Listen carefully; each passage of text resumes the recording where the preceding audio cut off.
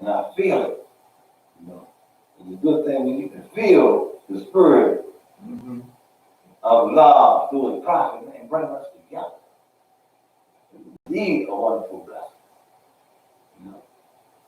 And as y'all can see, I don't have no agenda, but I feel so good because of what a brother told me years ago. And you know, I started to do that, right? I started to throw the Quran up and see where it landed at and just take it from there. But I thought about a particular brother saying something to me about chapter 48 and a decision that I had made upon myself, you know. And now he's still picking, you know, I ran all the way across town to see him, and we was all right. He grabbed my picture, held my picture over his head for a long while. I might still be that now. But everything was all right. Man, I glanced at social media, I see him picking again, but I ain't saying he directly to me. But, you know, some things, you know, the prophet teaches us to make our own decision about it, you know. It comes on me that old statement where the prophet says, if I can get you to think, you can save yourself. You know, and so I had learned how to put the negative thinking on the side and grab hold of some positive things, you know. And so that's why I made certain decisions. You know?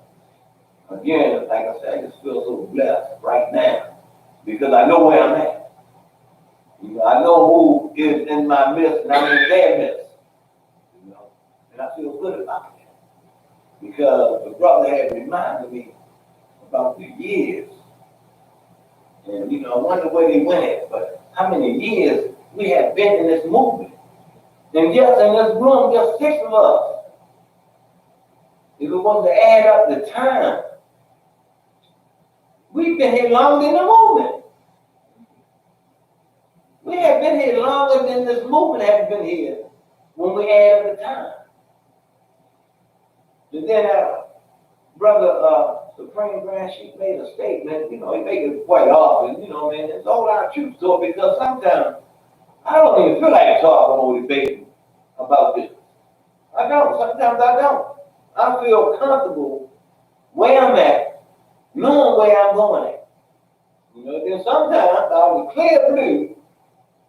Somebody say something well over there on social media, and here I go. I was thinking late last night about putting something over there, you know? Now I said, no, I ain't gonna do that, you know. But I felt like irritated a little bit.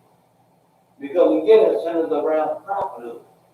You know, it centers around prophet, and I ask myself, what would the prophet know what God would do right now if he materialized here in the Youth Testament? Right now, and seeing what had happened. Even though he had prophesied about it, he had talked about it, and said how this movement was going to be. But if he wasn't materialized right now, how do you think he would react to what is going on with our earthly and divine salvation? Because we're playing with it. You know, we had no idea. We had no idea of that wrath that's spoken about in chapter 4. We had no idea about it. But we're playing and not even realizing that we're playing. Because a lot of us have a wheel over their eyes and they can't see. They believe they are right. So the literature is clear. Telling more what to do and what not to do. But we believe that we are right, being way over here in left field. And we think we're right. And we'll stand you straight up and down and tell you that you're wrong. And all you want to do is carry out pristine teaching of the prophet of God. All you want to do is try to live a life of love, truth, peace, freedom, and justice. All you want to do is help in the great program of uplift fallen man. Because prior to coming into this movement, I didn't have that sensibility of heart. A brother could get slain right beside me. And I look at him and keep on going because it wasn't me. But when I hear about Moors or hear about unconscious Asiatics being slain, it touches me. Because it reminds me that I'm not doing my job. Ain't no way in the world with a divine plan of the ages coming straight from Allah, our condition is still the same. Or worse, because each generation got worse than the one before it. When I was growing up, we didn't have people kicking nobody's doors and shooting the whole family. We'll have them coming down here, tell someone, so come on out here. Yeah, we'll go at hand in hand. The best man wins. But now, our people have no mercy. So here, Allah has sent us a true divine prophet with simple instructions.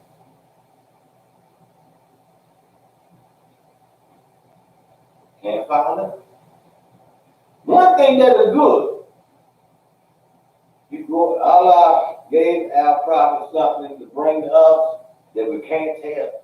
And when we look around, we see that is what we're trying to do.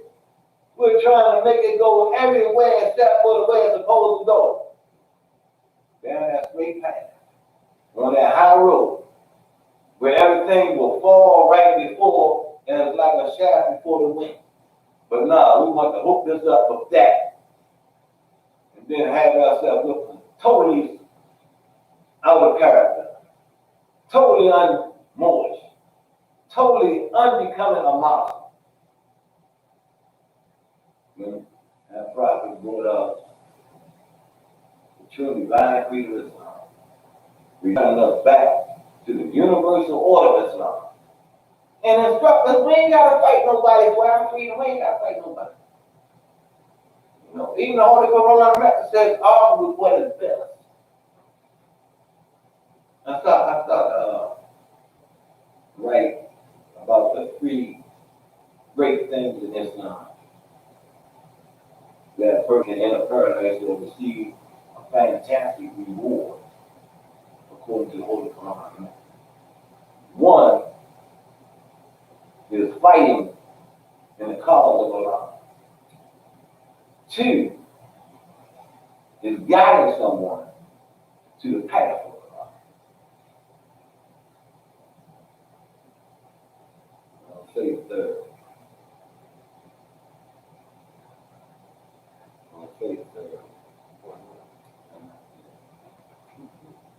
But imagine that. You know, you're fighting in the cause of Allah. Fighting with that which is right. And then you're uplifting for all humanity. You're inviting someone to come into the truth of Allah.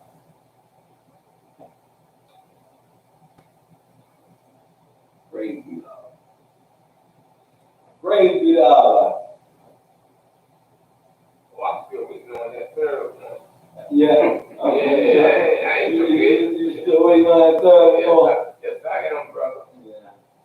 Inshallah. Yeah. Don't tell me more that you probably know that third one. Don't tell me that you probably know that third one. You probably definitely know it when you heard it.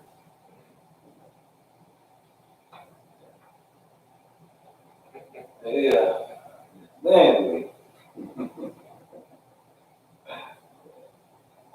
Yeah, I feel good. I feel good. I got two. Wow. Now 3, 4 sheets. Wow. Everybody has sheets. Huh. See? I was somewhere else for a minute. Just done, man. Everybody has sheets. So I want to do something more because I feel, I can do it. I remember in my early stages, I would go to various temples and stuff. Yeah. I don't want to call the name of the different house I used to go into. But what I'm going to say, the floor's open, Mo. No, they didn't even go And even then, I felt it kind of disrespectful. Mo, the floor's up, Mo. Like, man, I probably never use that term. He always say more. You know, he always said more. He never say M-O or M-O-E. You know, he never addressed us like that. You know, they'd get up there, holler, and say, floor, no. But no, I never thought to change my mind. So I'm going. You got the alphabetical order. You got the alphabetical order down. I've never really heard you speak, brother. It is a custom, though, for those to speak. And it comes from our prophet, you know. It comes from the tradition of our prophet. And those who speak always have a robe or something on when they're behind the podium. You know.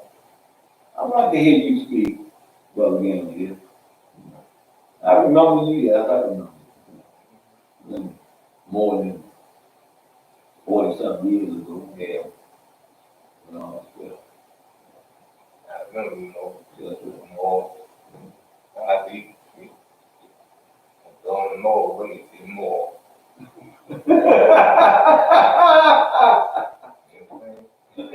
yeah. Your man, you just gave me a blessing. Yes, sir. I don't want to put my national brand sheet on the spot, you know. I don't want to put them on the spot. I want to call you forth to share with us what Allah has bestowed upon you. Islam? You ain't hear a word I said. Look, he's still sitting there. You ain't hear a word I said.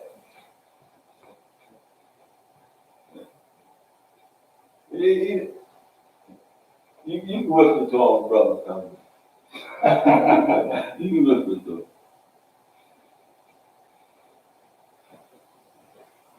But yeah, boy, man, it's so much I don't want to say. You know, I don't want to say it. But it's all good. Because one thing for certain, we pray, we believe, we hold on to a true living God.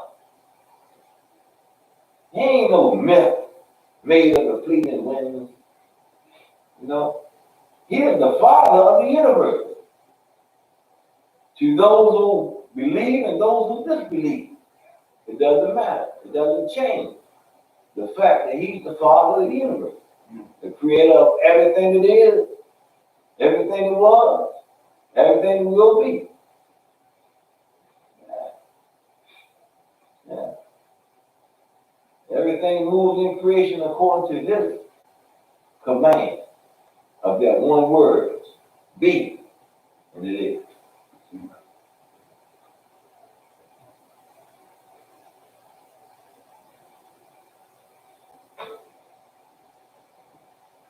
You're good, Mom. I'm glad to see you.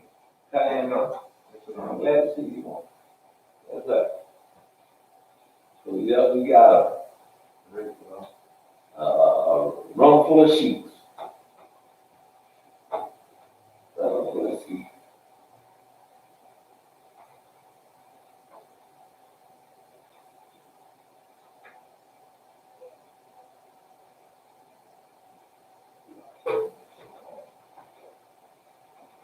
Islam. Yes, sir. You get ready. You ready. Sit back down again. Can you make this vlog? Yeah, I'm right. All right, Mom. Ready. Sit back down again. Islam. Praise Flying. God. Islam. Flying.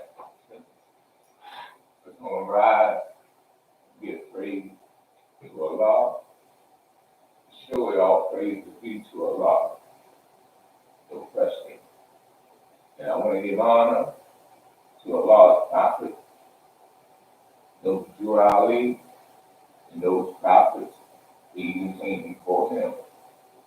I give honor to the Grand Chief here at the Temple 13.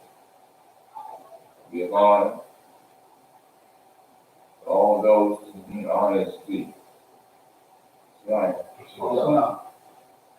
All right. In a while, but tomorrow, I had some. I think I'm going to chapter 48. I'm reading from chapter 48.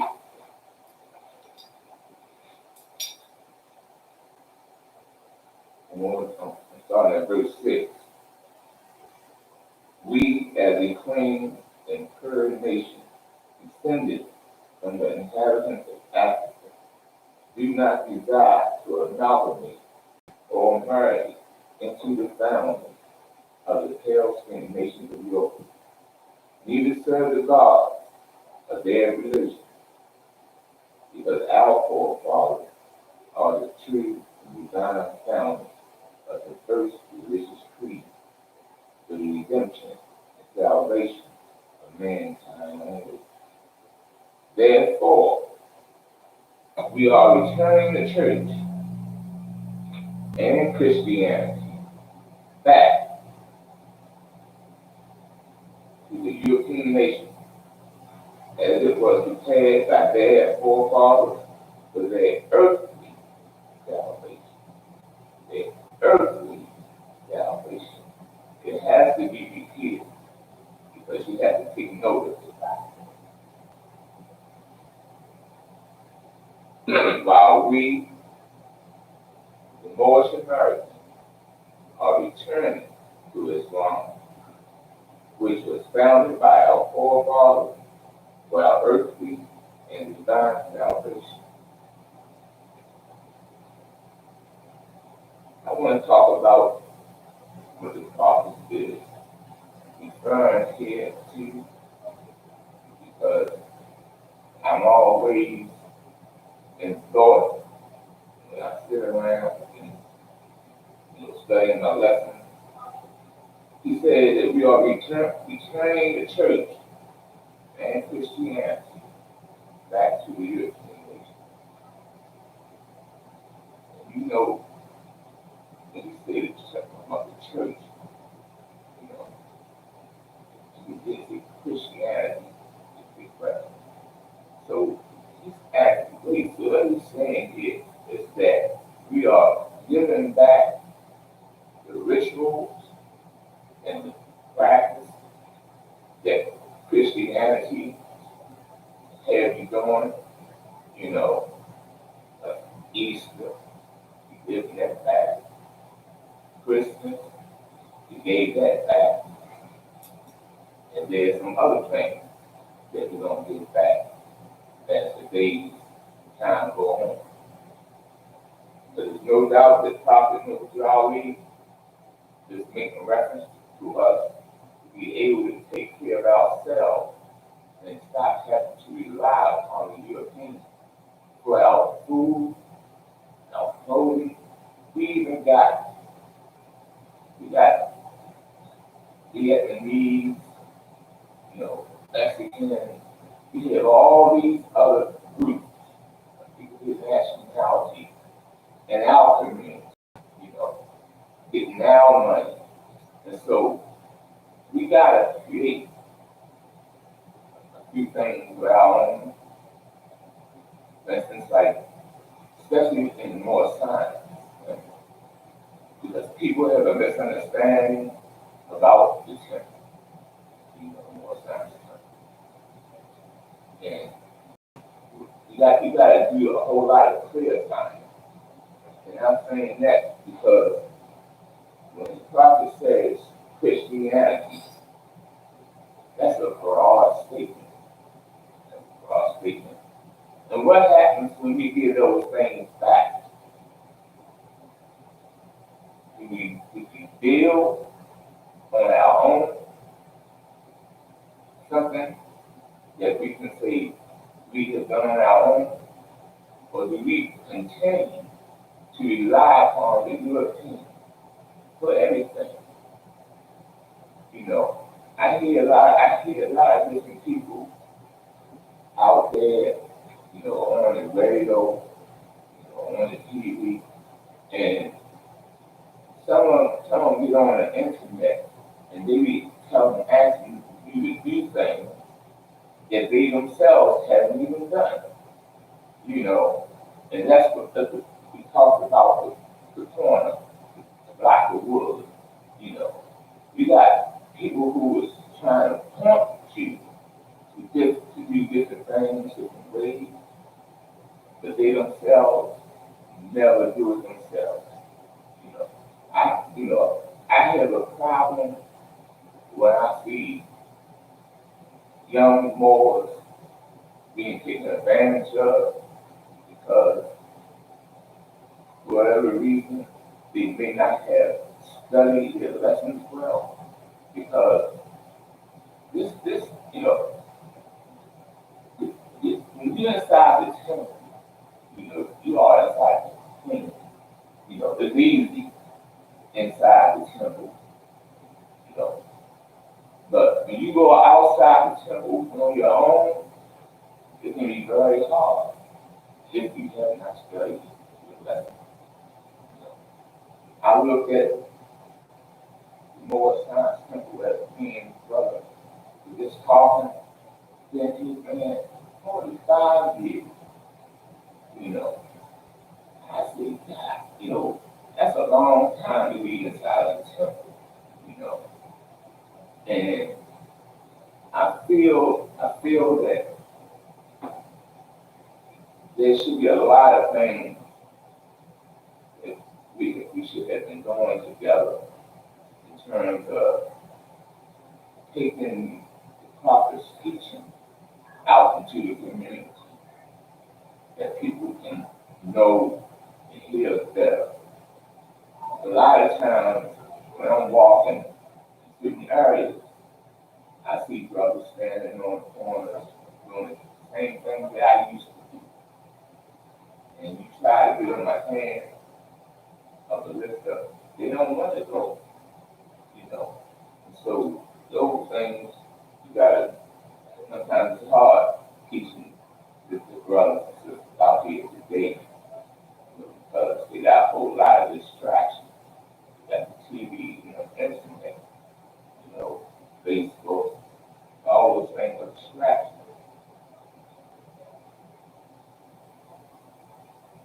What would I be off guard? I really didn't have a lesson prepared, but I figure I'll come up here, speak, about things that I'm concerned about and things that I think that brothers can learn. And like me and Brother McCullough, Brother Lee, we always be talking about the teaching. And I got a chance to I was looking at chapter 11, where Jesus and Beretta Rainbow was teaching. And it said that he was going over the better, the best, the wisdom of God. And I was telling them more. I said, a lot of brothers can read this, but they never take the time to ask me, what is the deal, the investment, the wisdom of God? And so when you go into it and find out what that is, and then you get it, it becomes part of the foundation, you know, your vocal part, And as you continue to study these lessons, you know, you start feeling that you gaining some ground and cleaning up yourself. Because one thing about what the prophet did, he had the Moors clean up themselves, you know. And that's a job that we're still doing, you know. But the prophet laid the course, and he gave us a lot of instruction on how to maintain the force and build this nation. So right now, we inside the organization. Soon, we go to be more than just an organization. We have our own government. And when that time comes, which I don't know if it's gonna come to my time, but when that time comes, man, that's, I would love to be there to see it. Seeing turbans and feathers everywhere, you know, like it used to be back before the enslavement of our people.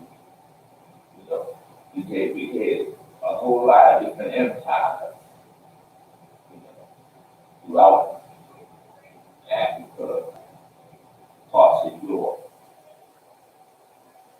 And so what I'm waiting for is when that time will come.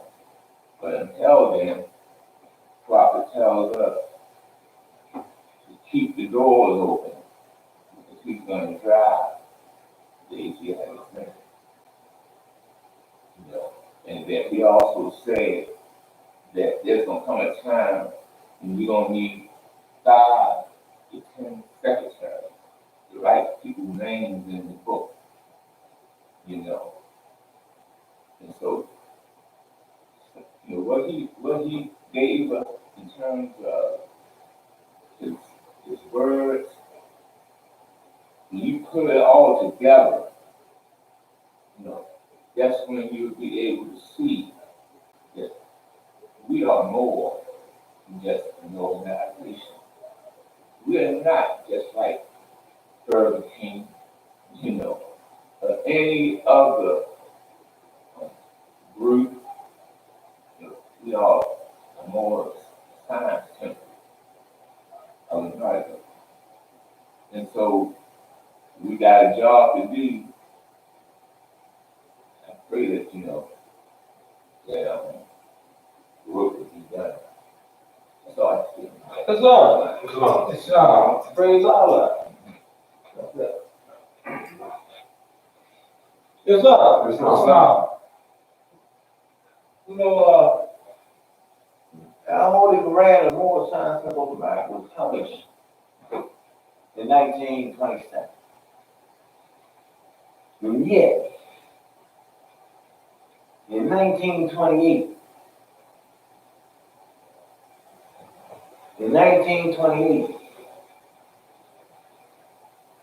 our beloved prophet made a very the youngest sheik in the Moore Science Temple of America, and a little young brother, the youngest sheik in the Moore Science Temple of America. Then he rapped his sister in the Moorish flag. He rapped the brother in the American flag. And he declared us a claim and permission. And he declared us a claim and permission. And he instructed the Moors to pay attention to their children. Watch them. Set them right.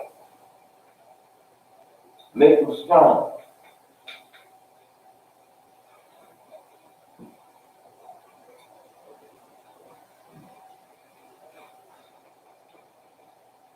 Yeah, we have a true and divine prophet. And he prophesies about quite a bit. He prophesies about quite a bit. One that stands out in my mind, even when the conditions around me seem to be hopeless, helpless, is the fact that he said, Moors, when you get on top, treat them right. You know, when you get on top, treat them right. Yeah.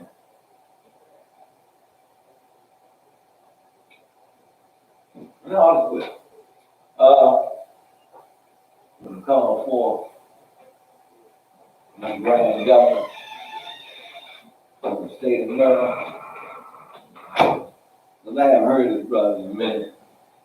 And I can't wait for the convention because, see, more than Burley guys, they're very unique.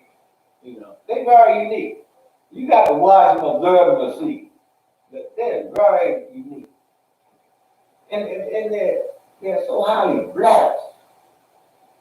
Man, it amazes brothers and sisters around the country how blessed the Moors in Baltimore, Maryland, especially Grand Temple number 13.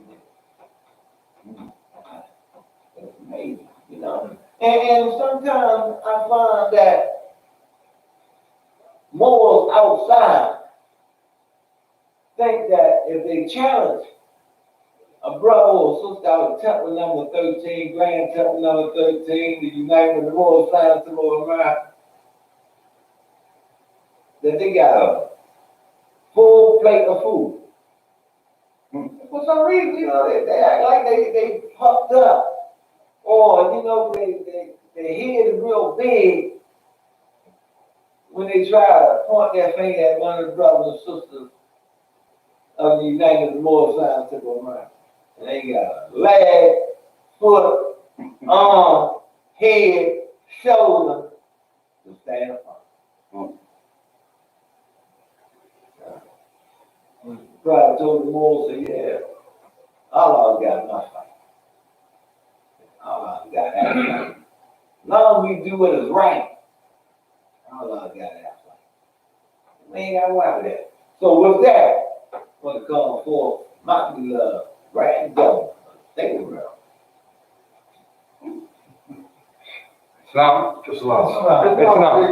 Islam. Time stay war, whenever you spread and move. I stay down, flag out, tree foundation, fucking go to our flag. If you have the love of God in your heart and the spirit of the forefathers, you say nothing you see and fear, but will sacrifice to the utmost our very life to protect your climate and your move. Islam. Arise in praise to Allah, stand out to the prophet, number 2 hours 8.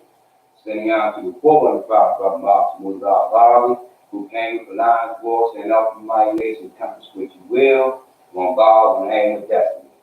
Sending out to the first point Supreme Grand Chief of the Supreme Grand Council, Brother Lee.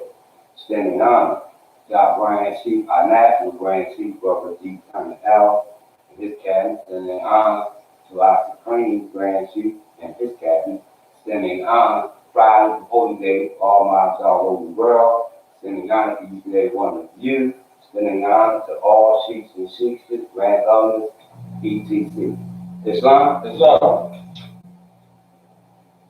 Reading from the Holy Quran of the Most High to Allah, divine prepared by no prophet you are read, by God and Father, God and law, great God of the universe, to redeem man from the fallen stage of humanity, back to the higher plane of life with this power of God, Allah. Read the phrase, we declare my intentions. So if there's any mistakes on Brother K. Kanye and L, not a law, we'll teach the prophet knows you are weak. Islam. I know that's something that power of God, Allah. Their readers and their part needs this lesson. That for good, peace, and happiness for all those that love Jesus. Islam.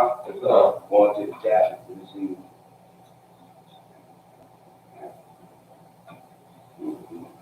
Chapter 48. The end of time and the fulfilling of the prophecies. The last prophet in these days is Lord Ali, who was prepared divinely in due time by Allah to redeem man from their sinful ways and to warn them of the wrath which is sure to come upon the earth. John the Baptist was the forerunner of Jesus in those days, to warn and stir up the nations up and prepare them to receive the divine creed which was to be taught by Jesus. In these modern days, there came the forerunner who was divinely prepared by the great God Allah, and his name is Marcus Garvey, who did teach and warn the nation of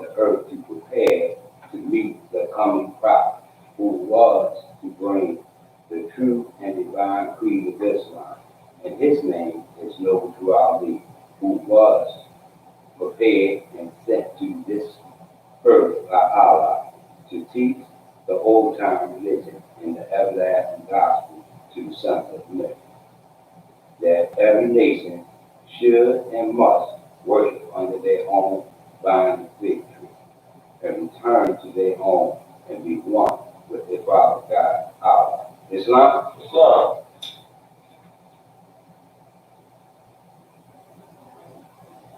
More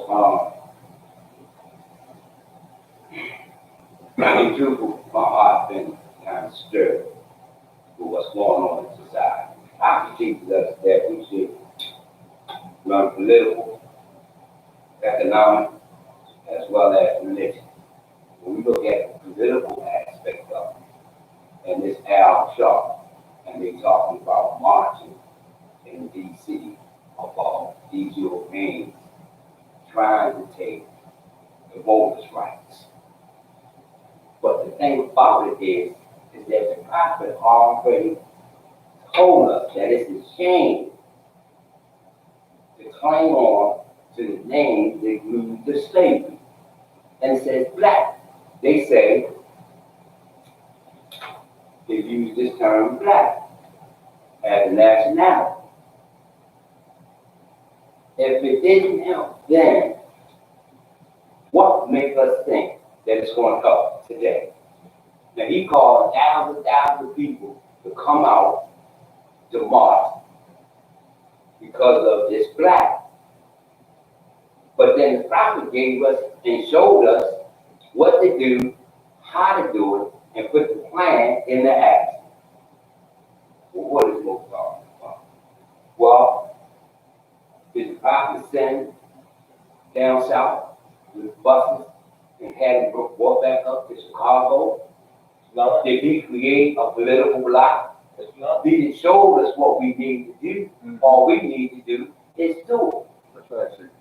But see, our people have, and like our chairman this evening was saying, that our people is so, and the brother that spoke before me, that our people may be so misguided that they believe that they look for mercy in those who have no mercy. No. So the only way that we could possibly get out of this mess is the uniting of the Moore Science Simple of Mind.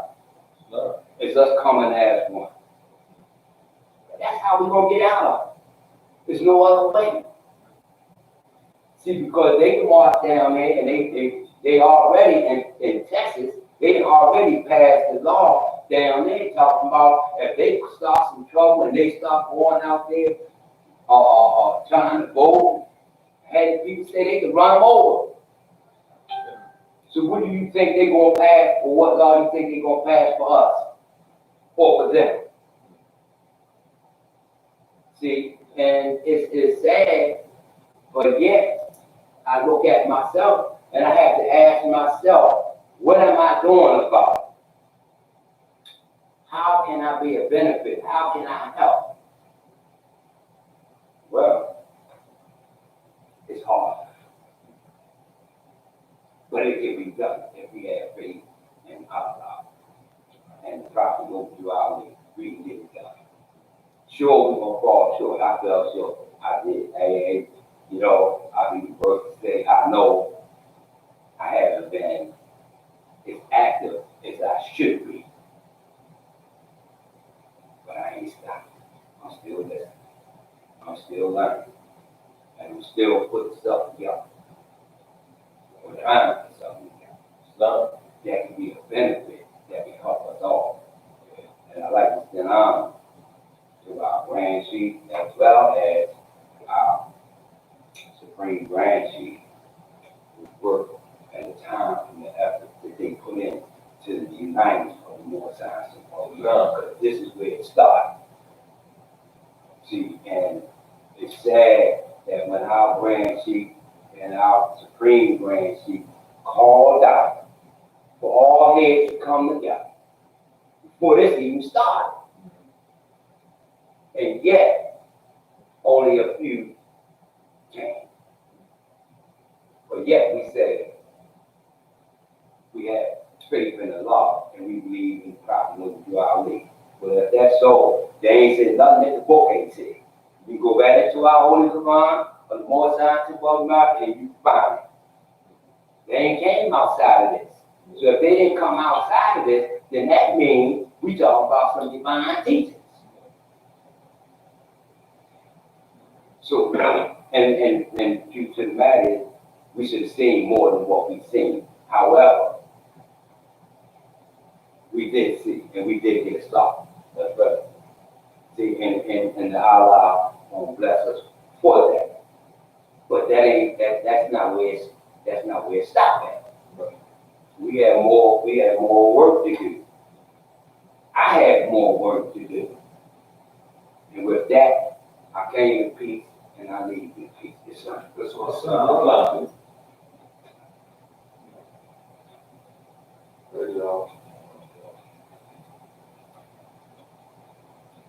Islam. Mighty work is ours. But we are a whole nation to share with. Islam. All we gotta do, grab one at a time. Mm-hmm. That saying that I heard a long time ago, teach one. Each one. Read that again. Each one. Islam. And with that, I call for our teacher, our supreme branch chief, Brother R.L.C. Islam. Islam.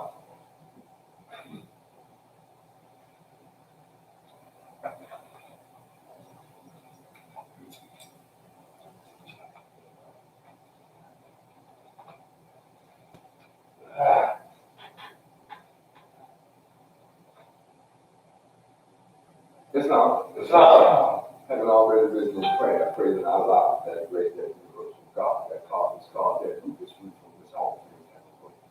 I'd like to continue by once again praising Allah and extending respect and honor to his holy and illustrious prophet, noble throughout it, on January 8, 1886, in the state of North Carolina. I'd like to extend honor to the prophet forum, the Honorable Marcus Mosiah God, who said, up, you mighty race. You can accomplish what you will. What a man has done, a man can do. I'd like to extend a special honor to the first Supreme Grand Chief of the Moorish-Science Temple of America, personally appointed by our prophet, Brother Everett Meager here. I extend a special honor to every leader from that point until this, giving special honor to our National Grand Chief, Brother G. Turner L. and his entire cabinet. I extend honor to our Supreme Grand Council, in which I am a proud member of. I extend honor to our Grand Body, to our general membership, to those who support our cause. I extend honor to all honor is due Islam. I'd like to begin by declaring my intentions recorded at page 3, so that it may be understood if any mistakes are made on our speaker, not the prophet, surely not upon the law for a law is perfect. From page 3, I do quote, dear readers, do not falsely use these lessons, they are for good peace and happiness for all those that love Jesus. Islam. Oh, tonight's chapter 48, beautiful chapter, as all the chapters are in the time and the fulfilling of the prophecies. I'll be reading from verse 1. The last prophet in these days is known throughout it, who was prepared divinely in due time by God to redeem men from their sinful way and to warn them of the great wrath which is sure to come upon the earth. Islam. Praise be to Allah. As I was sitting listening to speakers, my mind was traveling back through my journey in Moorish science. And as I traveled back, I can remember a lot of the old Moors back then, a lot of the elders that are no longer here with us. And one of the things we should do back then, and we should try to learn as much as we possibly could for those elders while they were walking the earth. See, because each of those elders represent a treasure. And each time one of those treasures passed, then that's a treasure lost. You know, I like to take this time to recognize the passing of one of those treasures.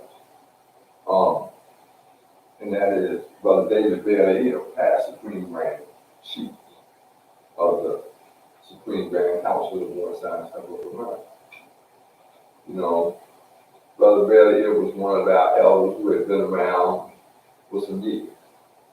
And, you know, I had the opportunity not just to sit and talk with Brother Bell, but to serve under him as his Supreme Grand Governor. During that time, he and I traveled through the ranks often. And we talked about many things dealing with the prophet. And at that time, I used to think, I said, you know, a lot of times more spend time arguing and fussing about this and that. Yet, we will pass up our treasures. Or we'll find reasons to disagree with our treasures. And when I say treasures, I'm talking about those jewels, those people in the Moore Science Temple of America that represent, you know, that wealth of information. See, I learned a long time ago, I didn't have to always agree with the information that was shared with me. But out of respect for my elders, I listened to the information that they had to offer, and then I did as one she taught me a long time ago. You know, Grand Chief Timothy Dingley once told me, he said, there's a check, don't lie.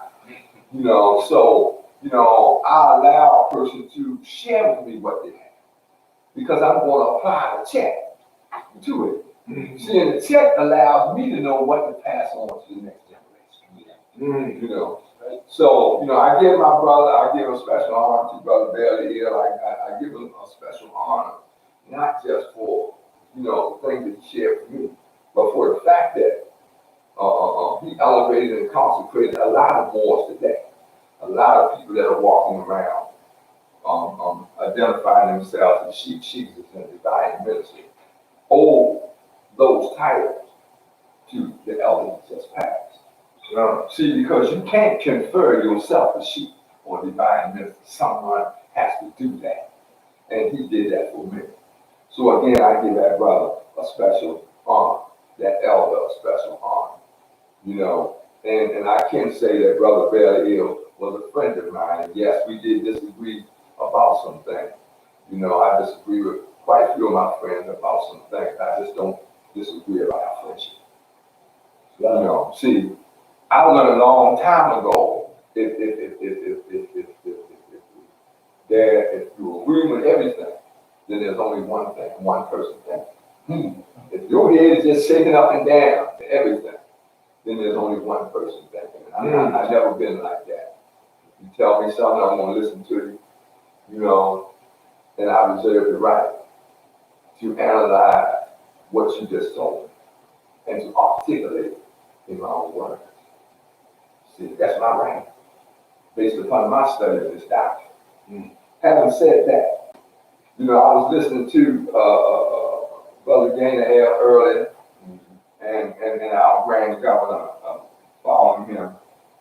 You know, and one of the themes that I'm hearing in this day and time is that we have to take these lessons out into society. We have to take these lessons out into the street. Of course, for me, that has always been the thing, that these lessons have to go out where the people at. But one of the things I've learned from the Prophet Noble throughout it, because it clearly said that the ministers he prepared, or that those he prepared were or those that he sent out, were well prepared in these lessons. So I have always believed in preparing people before you send them out. See, because once they're prepared properly in this doctrine, then they'll know how to go out and uplift the people. And how to go out and uplift the people without offending the people. How to go out and uplift the people without hurting the people. Because sometimes we can offend people.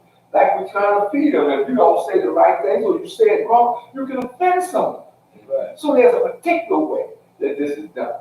The prophet teaches us throughout the lessons. That's why he tells us we need to establish principles of action and see that we ever act according to them. Why? Because when we go out, we need to hold on to those principles. See, it's like out there serving food to the homeless, and someone comes through and get unruly in the night. Do you maintain your moral character, or do you return to the state you were in before the prophet? See, I often say that you don't know when you have these lessons. You don't know when you have these lessons until hardship hits. While things are going all right, oh, you really think you got these lessons. But let hardship come along. See, let you lose your job. No, you can't pay your gas and electric. Then some of us are heard saying, oh my Lord, why are you doing this to me? See, there we go. We didn't have those lessons as clear or as good as we thought they had. Because when you ask that question, you are questioning the law himself. Why did you do this? What do you mean asking the law? Why? See, he has given you the right. He has told you what to do, and he has told you the outcome of those that have not done it. Throughout the rest, it said, look at those who came before you. See what has happened to them. That's all you have to do. Someone said, we are playing with this, or there are those who are playing with this. Then look at history. Look at those who have played with this and see what has happened to them. See, this is no game for us here at Grand Temple 13. This is no game for us here in the United other war signs. Prophet Noble Drew said that he was a manifestation of love, truth, freedom, and justice. He went even further and said that he was the peace. He said, you may not know me now as well as you will know me in the future. What was he talking about? Was he talking to those people that had known him in the future? Or was he talking about those that I told him? See, again, setting the old ones. You know, we like to talk about that one, setting the old ones in the back. What does that actually mean? It means setting that old way of thinking. See, because some old ones are part of that prophecy of the third and fourth generation that came in with their eyes open as well. Everybody didn't come in here blind. Some of us came in here blessed by Allah to see something. The question is to see what. What is it while they were going to come in and see clearly? What is it where they're going to come in and see clearly? Does it mean that they're going to come in and automatically see the records clearly? Or does it mean they're going to come in and see the deviations from the records? Yeah, think about that. Somebody walk up in your house and you begin to talk about the Prophet Noble Drew Ali. You begin to say, I am a minister in this demonstration. And someone there is listening. And they are listening good. Now watch this. If they see you down the street 10 minutes later, an hour later, 2 days later, a month later doing something else, they know something about you that you didn't realize that you told them. That you were just talking. See, but you gotta live this. See, people talking about boots on the ground. I agree with you, boots on the ground, but what are those boots doing on the ground? See, we just can't talk about boots on the ground. A couple of weeks ago, we went out to feed our people, and that's something we've been doing for a while. You know, you can't put a dent in that. Why? Because people are constantly hungry. Our people are constantly suffering. Our people are constantly in the street. So we have to go out and feed our people. We have to go out and share with our people what we have. We have to go out and try to clothe our people. But we also have to understand this, that we have to put ourselves in a position to develop programs that will also do those things. Yes, it's all right to have a few, fundraisers, raise some money, get some food, and give it away. Praise be to Allah. See, but we have to go a step further. Right here in Baltimore City. You know, we know that if you feed in the community and you feed it properly, or you do it consistently, let me say that, do it consistently and make a record of what you're doing, you can then go to the government and partnership with them in handling this. You see some more in other states. Detroit, one of those states, where more have partnership with those that are able to supply that food and stuff for the more to give out to the people. See, we got the partnership. In partnership, we understand, yes, we are returning, all of those things that belong to Christianity back to Christianity, but that does not mean that we are not working with the Christians to uplift our people. Hear what I just said. It does not mean that we are not working with them to uplift our people. See, if we think that we are just going to uplift the world by ourselves, then we are sadly mistaken. Remember the prophet said this. The prophet said, you know, we are to help in the great program of uplifting fallen humanity. That means that there was a program that existed that we were taking a part of. You know, that was one of the reasons why the prophet made that journey to the Pan-African Congress. See, because a program that was being laid to address the concerns of humanity. And he was there representing us as the head of state. Praise be to Allah. I know on verse 4 of tonight's chapter, it says the Moorish Temple of America is a lawfully chartered and incorporated organization. Any supporting temple that desires to receive a charter, the prophet has them issued to every state throughout the United States. The importance of that statement is this. They said they had a charter issued to every state. See, it's important that our presence be in every state throughout the United States. It's important. That's why I said it. See, because the change that needs to come about needs to be ignited. We were given the key. Governor referred to the prophet's early movement among the people, the creation of a political bloc and economic, simultaneously an economic bloc at the same time. But those things address what he said, the problems of life. He said the problems of life are social and economic, and in a profound sense, it's moral and spiritual. Therefore, those are the areas that we're supposed to be addressing. Those are the areas that we're supposed to be addressing. You know, and when we move out to address those areas, we ought to move out in intelligence. We ought to move out with a plan of action. See, so often we want to go out and save the world without a plan. See, but we have to have a plan of action. That's the purpose of the convention every year. We have a convention in which Moors convene at that convention. Several things are done at that convention. One of the things are making reports. And someone said, why are these reports important? See, you have to make a report. Why? Because we have to know our human resources and we have to know our financial resources so we can plot the course for the future. Without knowing them, it's hard to plot. It's hard to plot a course. It's hard to plan a strategy. You must know what you're working with. In fact, Pop said, let me know what's on it. See, we got to know what we're working with. You know, nationality is the order of the day. We hear that all the time. And that is true. Nationality is still the order of the day. Why? Because nationality is a part of that plan to uplift us out of the condition that we are in.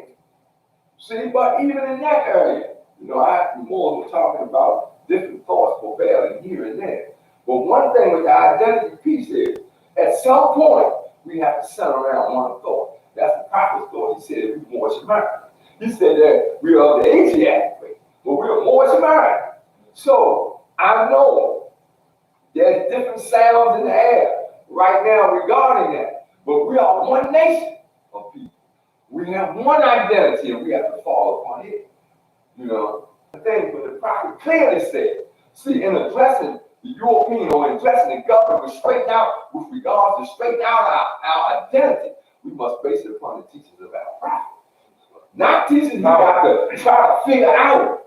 Right. What has been clearly and plainly written. See, we ain't going there no esoteric teachings to the man. No. We don't go to the government and we give them something clear. The prophet laid out for us. You know, just recently during the census, one of the problems that I seen that we had is that, you know, the Moorish nation were identifying themselves different ways. Some of us identified ourselves on the census as Black American or African American. Some identified themselves as white, and some identify themselves Moorish American or Asiatic descent. Okay, praise be to Allah. I'm sure everybody had a defense for the selection they made. But let us do this. What did Noble Ali say you were? That's right, Noble. See, because that's what we should be putting in. What he said. Somebody said, well, ain't no spot for it. Then make one. Make one. Noble Ali came from God. We talked to the government officials who was born right here on earth with us. but we're gonna stand up for what God said. See, make one. So the Uniting of the Moorish Science Temple of Mine, in conjunction with, and someone said it, the Moorish American Minister Alliance, an organization that was developed from a call made for leaders to come together and sit at the table to address issues address us all. Under this umbrella, the Moorish American Minister Alliance and Islamic Council back in July 2019, we had a meeting here in Baltimore with 107 delegates from the various bodies in which we tried to establish, and which we did establish, a bond between us and tried to establish common ground so we could begin to look at things that affect us all, so we could begin to come together and address these things. This Moorish American Minister Alliance wasn't created to take over the Moorish Science Temple of America. Of course not. It was designed to create an atmosphere where the various leaders could come together. We'd be naive to say that these people don't exist, that these leaders don't exist, or us to say, well, we the only ones. And I've heard that. I've heard that. That's Christian thought. I've heard that we the only ones. See, but the truth of the matter, the Moorish American diaspora is wide. And what we have to do in this day and time is find a platform to bring our people together. So the Moorish American Minister Alliance was that platform. During that 2019 meeting, we discussed some basic areas. One of those areas was identity, or is identity. And it was great that we discussed it because later on, we had an opportunity to meet with the census officials, and also to meet with and talk to officials from the OMB, Office of Business Management, which had their hand in establishing these identities across various documents.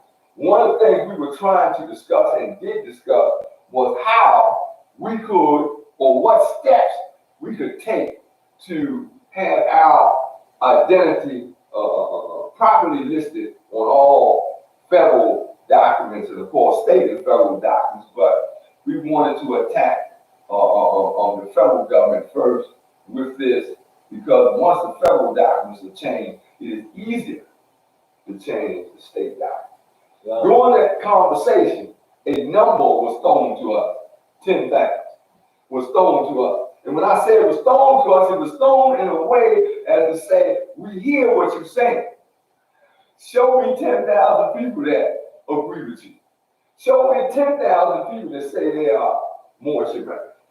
Now, of course, you and I know that there are more than 10,000 people. There are more than that right here in Maryland that have identified themselves as Moorish American since the time of our prophet until now. We have all that many that's not functioning right here in Maryland and in other places. Now, how do we get this information in one place? In the 50s, and I give honor to the late Richardson Dingwell and his brother Timothy Dingwell. They established what was called the Moorish American Bible Statistics Department. And back then tried to address this same concern. That was in the 50s. And I say I give honor to them for what they were trying to do. Now, but the question has been asked today. Again, where's your 10,000? So that told me something. So the Moorish American Ministerial Alliance established what we call the Moorish American National Registry and Statistical Database. In this database, we have called to all Moorish Americans, regardless of body, regardless of tribal group, to register in this registry. We want to register our people as Moorish America in one place. All of them. That's you and I, as well as our children. It's a gigantic task, and it will take us all to do it. But if we are trying to move in that one direction of correcting our name, our identity on government records, praise be to Allah. Yeah. You know, and we didn't create this for no pat on the shoulder for ever there. Oh no, no. I stopped looking for those type of things when I was a child. I thought like a child. I've been a man. I've been grown up, so I don't have those childish thoughts. Everything that I do for Allah and His Prophet and this movement and our people. Because the record clearly tell me that my life is not about that. Then I'm moving in the wrong direction. See, because I was told long ago, don't grab onto this gospel plot if you ain't gonna hold on. Don't grab onto it if you ain't gonna do right. You know? And I've been here, the boy was talking about 45 years. And it has been that long and longer, really, for me, that I have been traveling this path. And that's why sometimes when I go on the internet and I hear more arguing about what's our duty, arguing about what's our authority, about how to fly our flag. And I was saying, I've been there over 45 years, and some of the people that's on there talking have been there just that long. You still don't know? That's a problem. It's not. That's a problem. That is a problem. How is it that we have a nation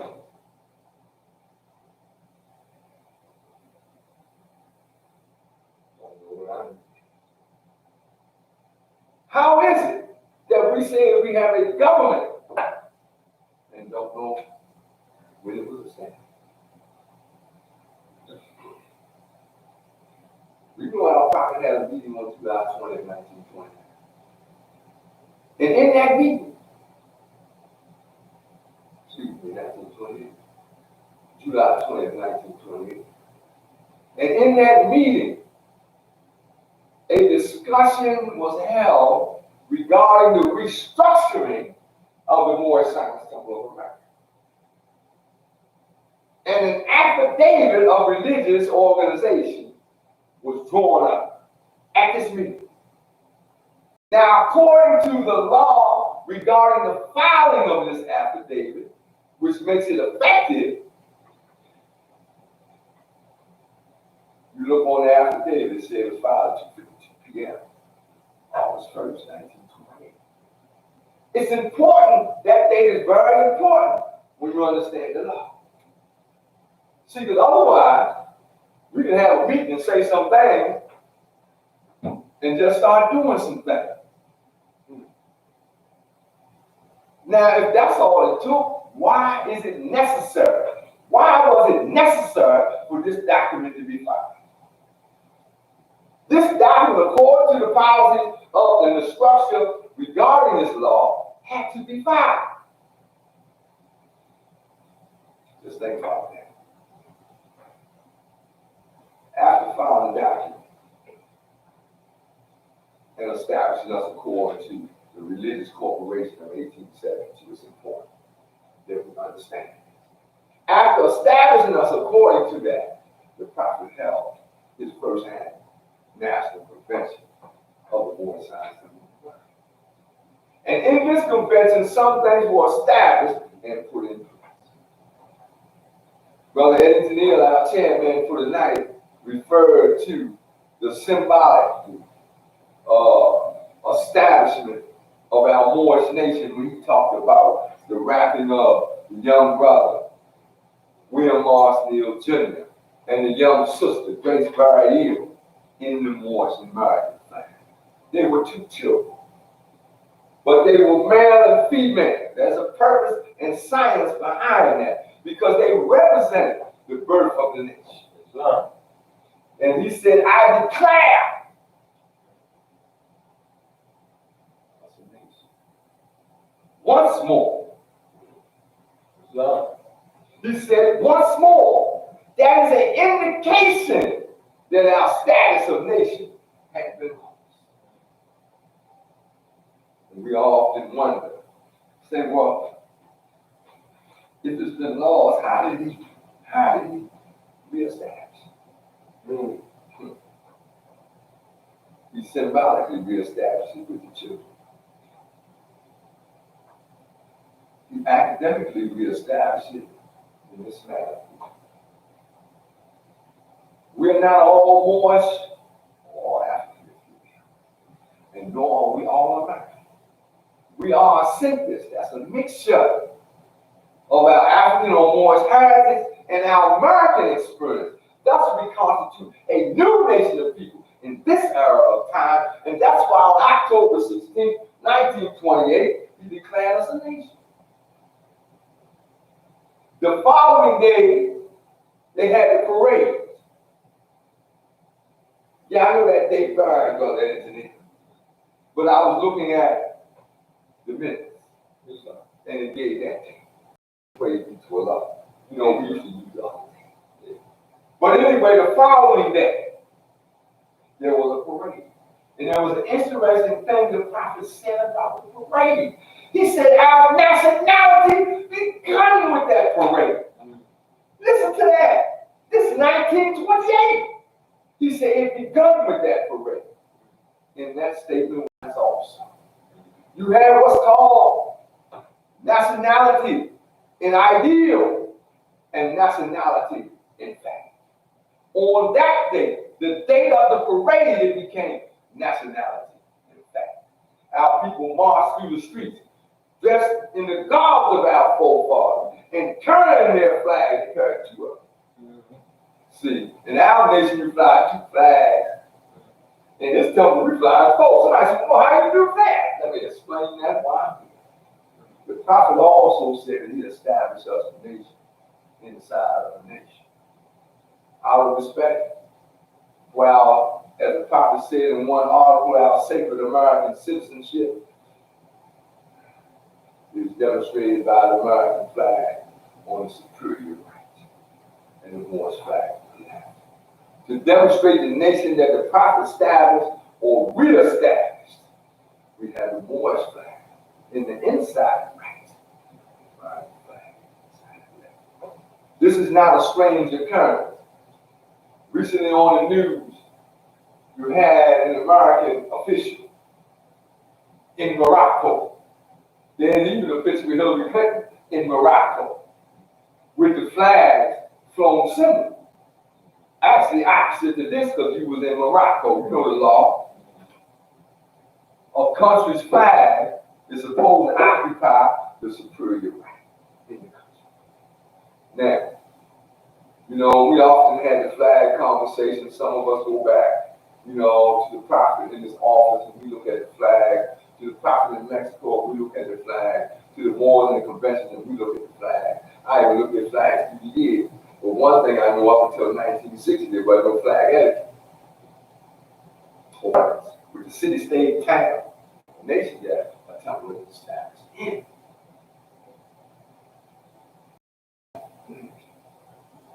So we have to follow that as well, you know, when it comes down to that. Praise be to Allah. On that Moorish American New Year's, I was always taught years ago that it was 7 days after our prophet's birth. And I want to say this because I've seen it on the internet. I've seen the letter floating around saying some things. Slightly off key, I would say. But I also noticed several things about that letter, not just the one that's floating around, the one is in the brother wrote a book. He also had in there, he had the letter in there twice. The letter in there with the letterhead, Moorish Science Temple of America, and one without the letterhead. The amazing thing about the letter that in that book that seems to be floating around, it has several different signatures. On one side, it got one signature, on another side, it has another. So we have to be careful with some of the stuff that's due to our prophet. We have to also understand that some of those things have been altered over the years. This is no attack on no one, this is simply the truth. You know, and I say that not because I picked up a book yesterday and started reading. I've been researching this organization for over 45 years. And 45 years, the brothers in here was talking about. We have been researched.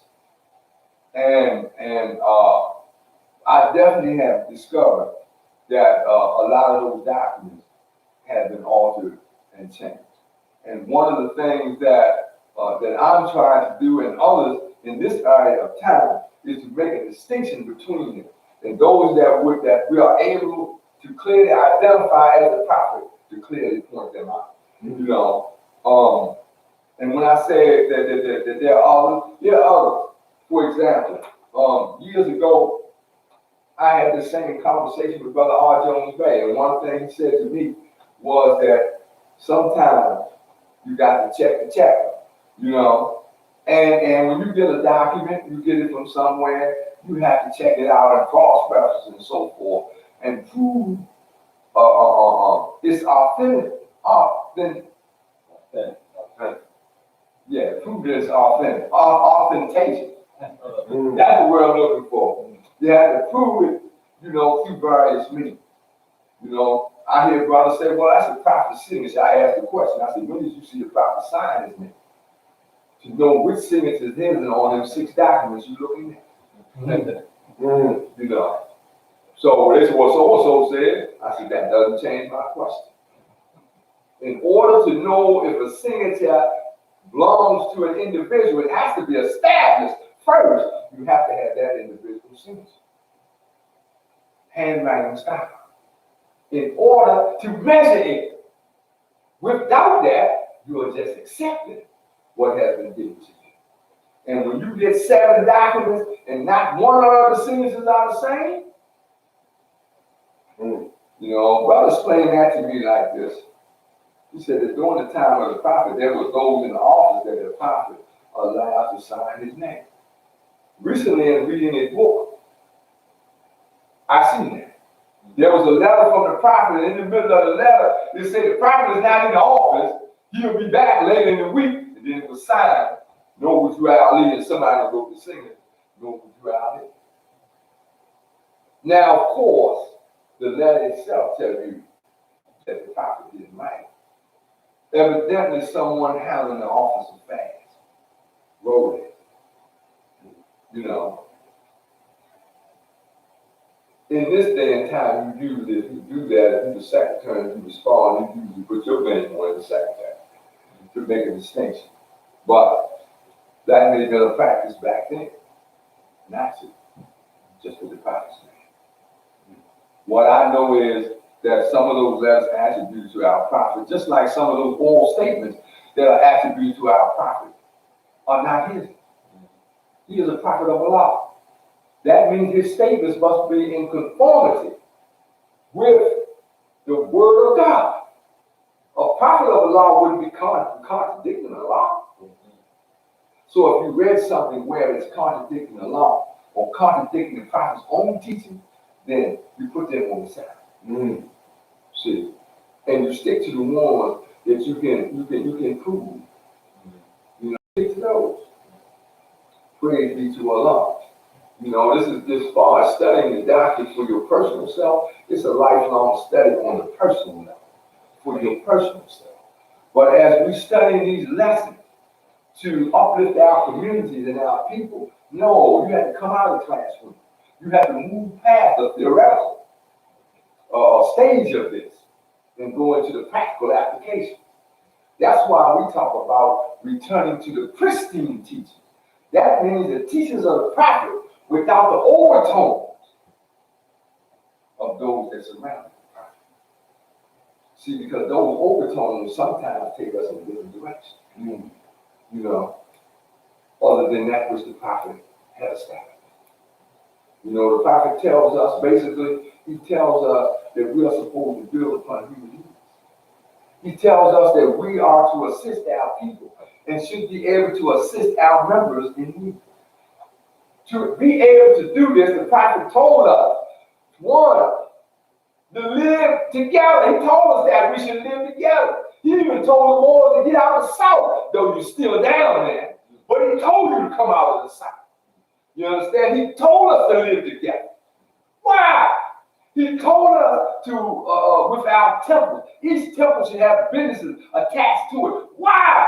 So we can be self-sufficient. Why? So we can funnel and refunnel the finances in our own community. That's why we live together. If we scatter all over the place, our money is scattered all over the place. You know, we have people moving in the Asiatic community other groups move in the Asiatic community, draw the finances out, take it in their community, and build their community. It's even worse in the Moorish community. Because the Moorish community is scattered throughout the Asiatic community. So much so, some people identify us right along with them. We have to begin to establish our own community. We can't be afraid to live together. We can't be. And if we stop jigging at each other about stuff that's of no importance, then we can really get something done. You understand? You don't like my shoes, so you don't want to be over here. You don't like how I said this, so you don't want to be over here.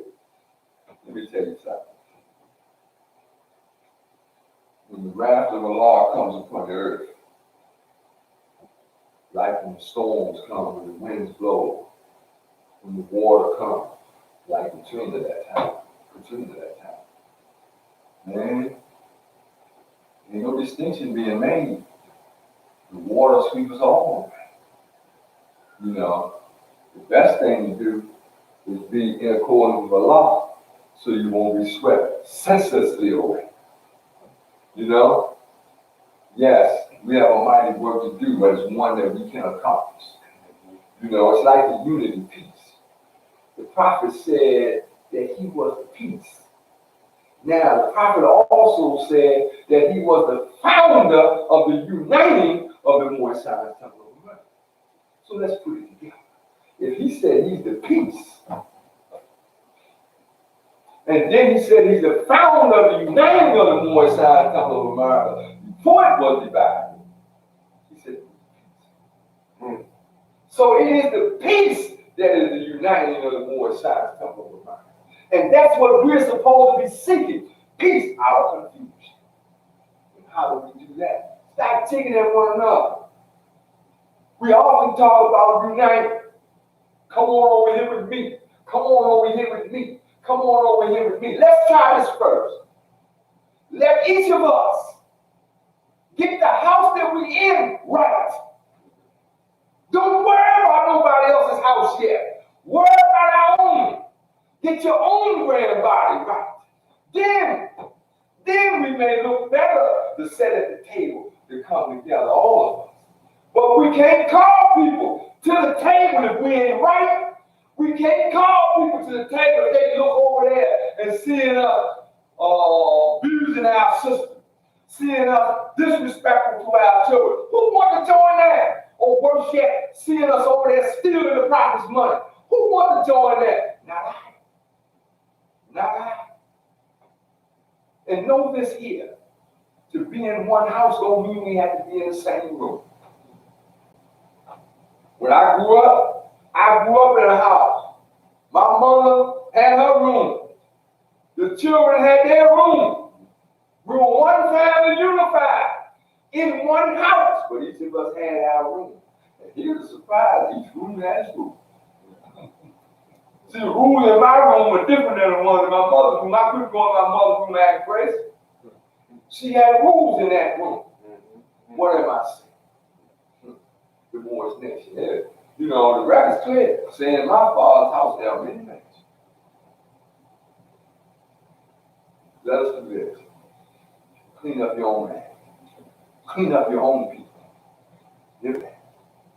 Don't worry about what's going on over here. Let us work with these people here. Because we're going to allow you to work with yours. And if all of us return to the Christian teaching, then we won't have to cry out for unity. We will be unified automatically. It's simple as that. Because the prophet teaches us the thought is the cause of it all. And he said, if I can get you the thing, or some say, when I get you the thing, you can save yourself. It's just that simple. You know, some make it their business to run around and attack others. Come on and get it. Talking about what this brother doing. Talking about what that brother doing or not doing. Let us talk solutions. The table been set. Personally, you've been invited. We know who came to the table, and we know who sit down. And I give honor to those that came to that table. You understand? I give honor to those that sent representatives at that table. I give a special honor to a number of ones in Chicago that I've had a blessing leaders to work with. I give a special honor to Brother King Eubank, because he was at that conference. He came at that table and he sat down with us. I give a special honor to him. You understand? I give a special honor to Brother Prather. He also came. I give a special honor to Sheikah Seagreaves back. And though we disagree on some things, she came to sit down. This is important. Because when we disagree on some things, if we sit down together, though I may not agree with you, but if I sit down and listen to what you have to say, I may know how to arrive at that answer. See, and having an understanding of how you arrived at that answer will give me an opportunity to work with you better and you to work with me better. And I just named those few more because there was representatives there from all of the bodies, representatives from Brother Arjun Bay. There was even more from Brother Braswell Bay's body there, Brother Pleasant Bay's body there, you know? And it's important that they were there. And it's important that we all come to the table together like that. Why? We all on this earth together. See, we can make up all kinds of people. We on this earth together. See, and we need to get along with each other so that we can address the unconscious Asiatic. But I'm gonna tell you something here in Baltimore, Maryland. They're almost making it their business to kill somebody every day. Every day somebody getting shot in the street. Here in Baltimore, every day somebody catching a bullet dead. See, and here's the thing about that. All of us came up out of those same streets. All of us came up out of those streets. See, I'm not making no illusion about this. I came up out of those streets. You know, no, I wasn't born with a proverbial spoon in my mouth. Oh, no. Not me. I came up out in the streets. And what I'm saying about that, those are our people. We should be able to talk to our people. We have to put ourselves in a position to talk to our people because we understand why they're killing each other. And the prophet gave us the solution to bring that to them. But until you can go out there with the people, you can't bring about your solution. Until the people see you as who you say you are. When I walk in my community, I talk to the brothers on the corner. I talk to the young brothers there. You know? And they either call me Brother Hill or Brother Hill. Brother Hill or Brother Emerson. Some of you say Brother Hill. But it's always brother. And they say I'm always coming with a lesson. See, you want your people to see you that way. You don't want your people to see you talking about God, talking about the prophet of the day, and acting like a fool. See, because that inconsistency makes them not listen to you. We want our people to listen to us. And we want to be able to go out and help our people. I'm going to close on this note here. In order to help the people, you got to know what's ailing the people. You know? So you got to go out there and find out what's ailing the people. It's clear the government don't have no answer. But I don't expect them to have no answer because we the ones saying we have to be like that. We got to take the answer to City Hall. We got to take the answer to the State House. We got to take the answer to the White House. The only question is, are we ready to take it? That's all. Are you properly prepared? Do you have on the full armor of God? Do you have on your breastplate of righteousness? Huh? Do you have it on? Praise be to Allah.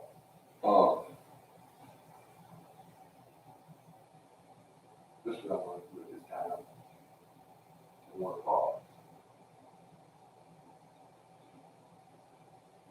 Thank you for the opportunity to come before you and just share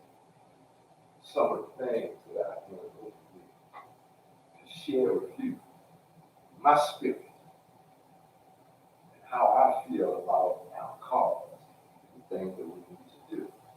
So I came to you in peace and for the love of Allah. So I am going to leave you in peace and always for the love of Allah. Peace. He will leave you. Okay. Islam. Islam. This kind of like Lord, we can call Grand Governor read the proclamation leaders in the most reverend prayer. And I follow the prophet. Islam. Islam.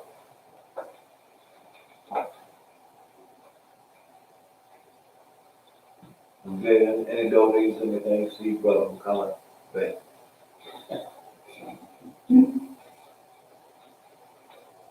Islam. Islam.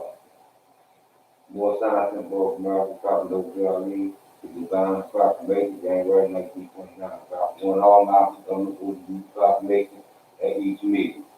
I hereby inform all members that we send all ratified taking speeches while they work in their homes on the streets. We are for peace and not destruction. Stop laughing the car that you obtain the cost of future. Remember your father's food of salvation. Bear to babies, orders and bids to bear consequence. We are for love, truth, peace, freedom. And the schools of value, just as them must take his course. Any member who remembers over this field toward the temple of the Father, or violate divine covenant, Morse movement, will receive their reward from the law for their unjust deeds. All true wars will and must obey the laws laid out by their prophets. They who is constantly prophets turn their car butts, each ran a terminal fast, and return to the state by the prophet family. This is a holy and divine movement founded by the prophet Noble Lake. The prophet is not right, the temple is not right. The prophet is therefore sending out divine plea to all Moorish Americans and people they part to protect the prophet and the temple. This is an everlasting movement founded by the prophets through the will of the law to redeem people from their sins by order of the prophet Noble Lake. It's Islam.